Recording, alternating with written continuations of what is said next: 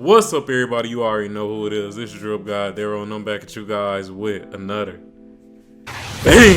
So, it's Sunday, and with it being Sunday, that means that there's another episode of the weekly NBA show. I need to think of a better name for this podcast. I might call it the Drip Podcast. Yeah, that might be the best way to go about it. That may be the best name. But regardless of that, man, we got a couple of topics for this podcast. The first topic will be on Peyton Pritchard requesting a trade. And then the next topic will be on all of the new coaches that have officially been hired. So, without further ado, let's get to the very first topic.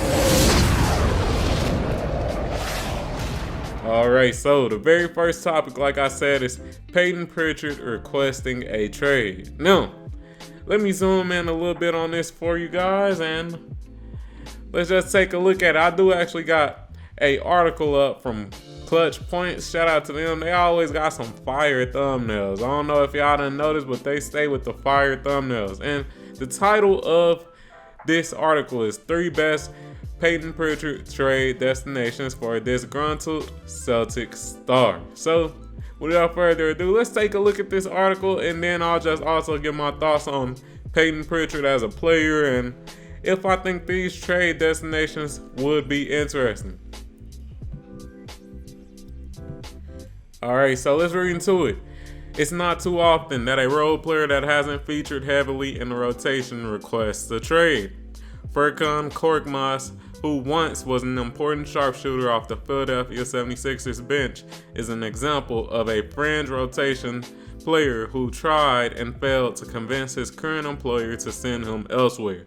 And now, following in Korkmaz's footsteps, is Boston Celtics guard Peyton Pritchard, a guard who simply couldn't find a breakthrough in Beantown due to their crowded guard rotation.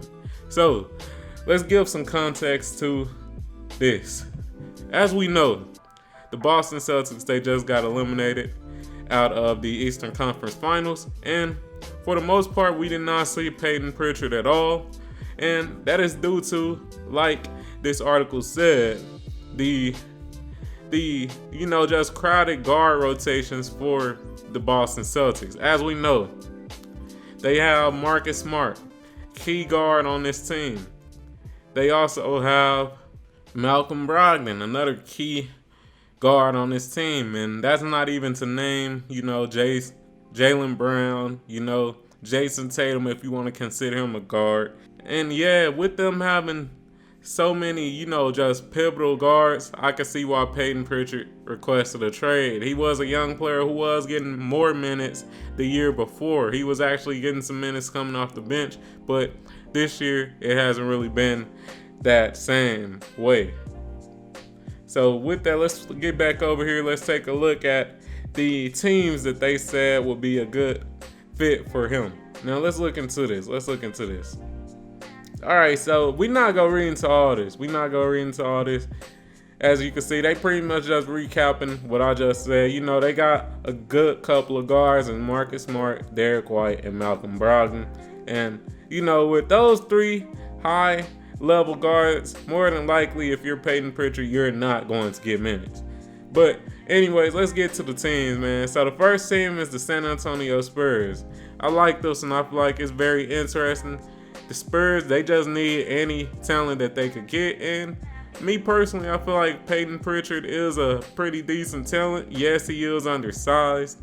But besides him being undersized, he can shoot the ball. And he does get out there and play with a lot of effort. So I feel like this is definitely interesting, especially if they get Victor Wembanyama. Because if they do get him, I feel like Peyton Pritchard, he could definitely space the floor for Victor to let Victor feast on the inside a little more, and you never know, it'll be an interesting duo. Also, the San Antonio Spurs, they are a young team in general, so with them being a young team, why not take a little risk on a player like Pritchard? Why not?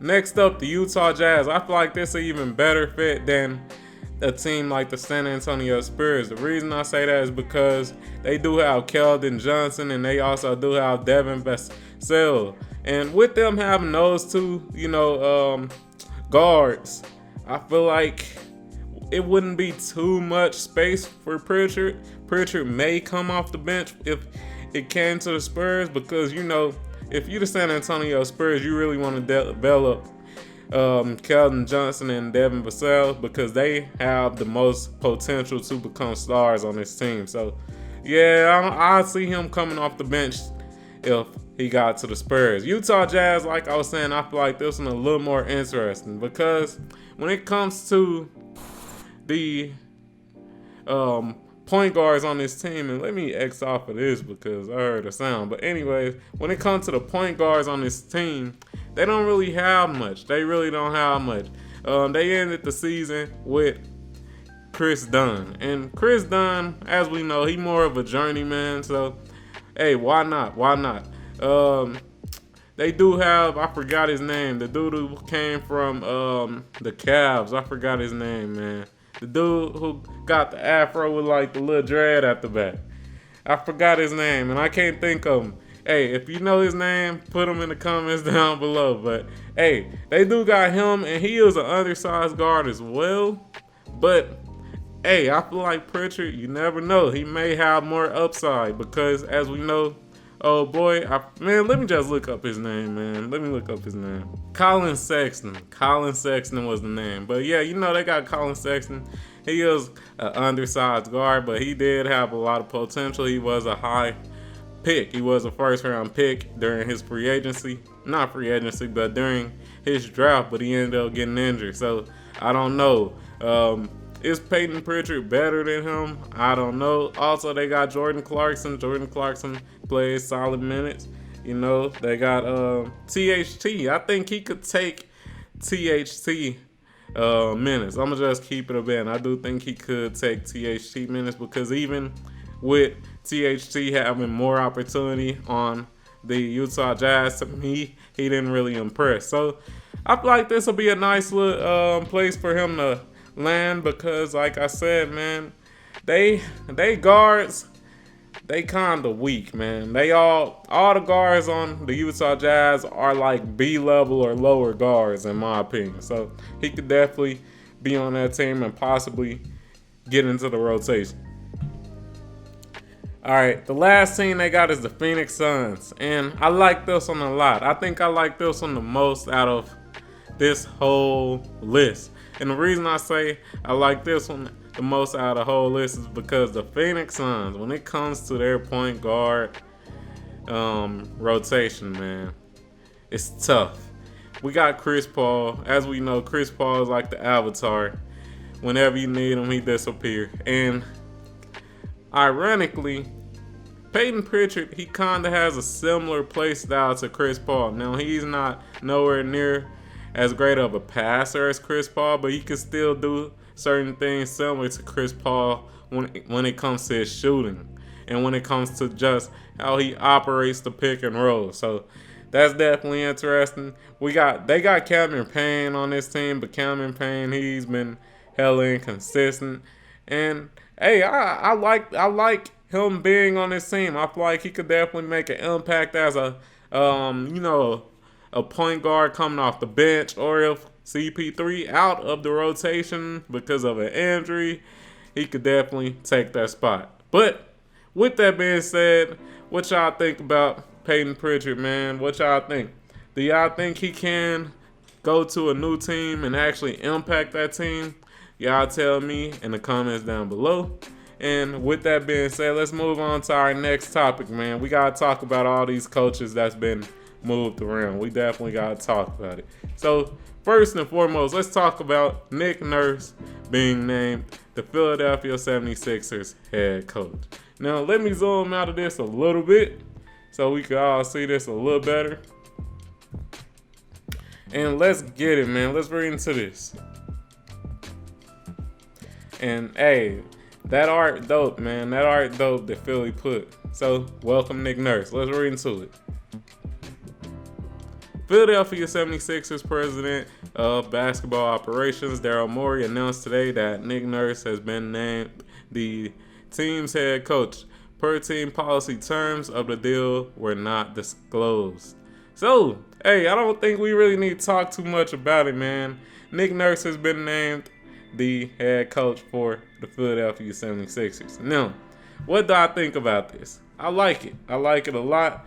And the reason I like it is because, Nick Nurse, he is a championship coach, and it's not like he's a decade ago championship coach such as Doc Rivers. It's not the same. He literally led the Toronto Raptors to a championship in 2019, which was less than 5 years ago. So with that being said, he has shown his championship pedigree, and I definitely feel like he'll be a better fit for this Philadelphia 76ers team. As we know, when it came to him on the Toronto Raptors, he always tended to get a little bit more out of those teams while he was with Toronto. So with that being said, I definitely feel like this is a good move. Also, we do gotta just note his winning percentages, man. He has been a very winning coach, man. So with that being said, you want to bring a coach who does have that winning pedigree, who does have that background of winning, and Nick Nurse sounds like the perfect person.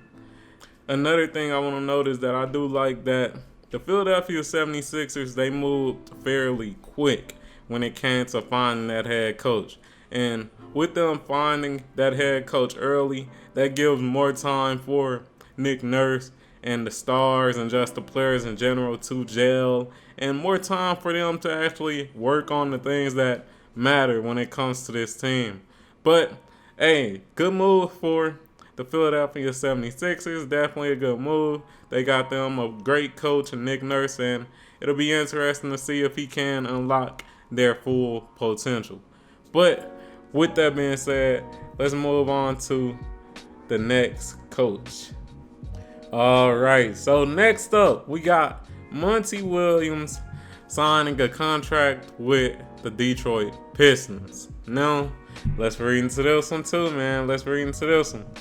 It looked like the Pistons threw that man a bag, man. And when a team throwing that type of bag, they kind of desperate. I'm about to zoom in on it, and let's read into it. All right, let's get it. The Detroit Pistons made Monty Williams an offer he couldn't refuse. The 51-year-old has agreed to a massive deal to become the new head coach of the Pistons on reportedly the biggest coaching contract in NBA history. Detroit is giving Williams a 6-year, $78.5 million contract that could reach 8 years, $100 million with incentives per multiple reports. Now, hey, I'm not mad at Detroit. I'm not mad at them at all. I'm going to just keep it real.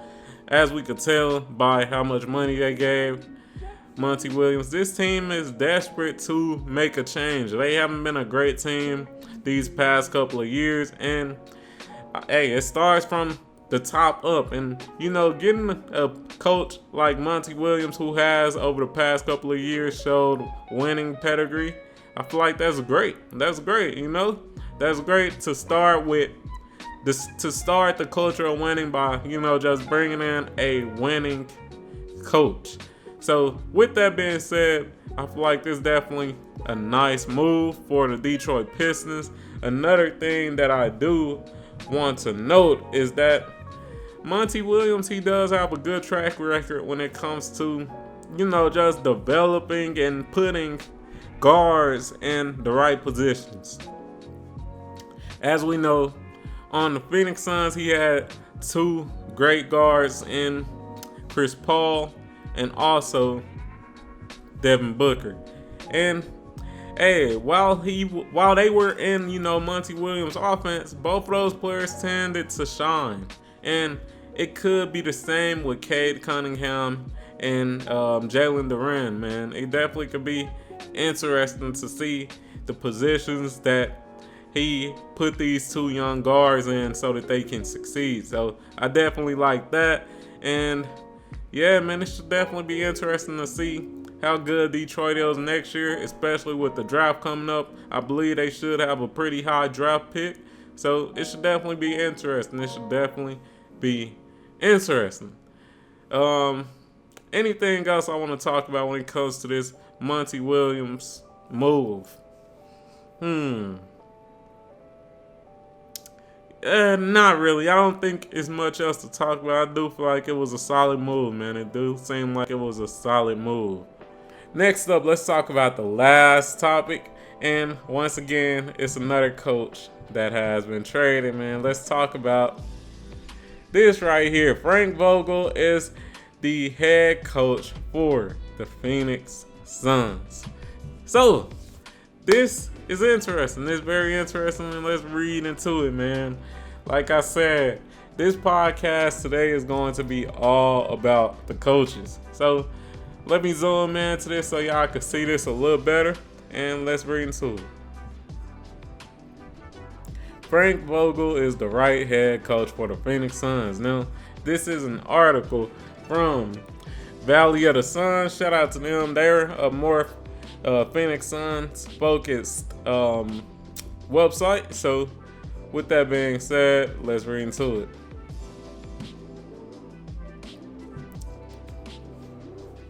With ESPN's Adrian Wojnarowski announcing that Frank Vogel is going to be the next head coach of the Phoenix Suns, the organization can begin planning for next season and what they hope to be a maiden NBA championship. Vogel wasn't the favorite to land the job once Monty Williams was canned, but came up on the inside of the tracks to overtake assistant coach Kevin Young and former Toronto Raptors head coach Nick Nurse to get the job. His first since being let go of the Los Angeles Lakers 14 months ago, having led them to a championship back in 2020. So, let's scroll down. Let's see if they got any more information.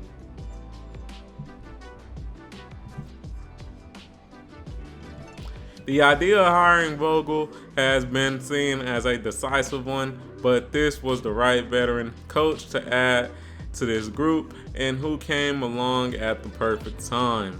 Vogel's name might not be the most appealing out there, but he ticks everybody that the Suns need in their new leading man. Vogel has dealt with strong personalities before, and none come stronger than LeBron James. All right, so with that being said, they go pretty much recap Frank Vogel's career and my thoughts on this.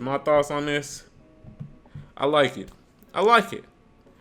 And the reason I like it is because, as we know, and as this article was saying, Frank Vogel, he does have a good track record when it comes to dealing with, strong personalities. LeBron James, Anthony Davis, Paul George, he done dealt with a lot of strong personalities. And one thing that you definitely need with this Suns team is a coach that has dealt with strong personalities. We got to think about the past, man. When Kevin Durant was over there with Kyrie out in Brooklyn, they didn't really respect Steve Nash. And the reason for that is because, number one, Steve Nash, he didn't really have that much experience. And with him not having that much experience or that championship pedigree to show that, he's competent, they just didn't respect him. But it's completely different with Frank Vogel. Frank Vogel did end up, winning that championship with the Lakers, which was very recent. It was literally 3 years ago, so it's not like it was 10 years ago or anything like that. And like I said, I do feel like this is a good move. Frank Vogel, he is a defensive-minded coach, and with him being a defensive-minded coach, it could definitely help this team because that was one thing that they somewhat struggled with this year, just defense and defensive schemes in general. So I definitely feel like that's a good move. And offensively, I feel like it's fine too because they do have two of the best scoring players in the league, and Devin Booker and Kevin Durant. So offensively, I don't think they gonna miss too much, but he could definitely help this team defensively. So so far, with all the teams and all the coaches that have been hired, I feel like all of the teams have did well when it came to the coaches that they picked. So, hey, with that does conclude this podcast. If you enjoyed the video, like the fucking video, comment on the fucking video, subscribe to the motherfucking channel, turn on notifications and all that good stuff. And hey, stay tuned for next week's NBA Weekly Recap. But hey, I love you guys. Keep supporting, and I'm out. Peace.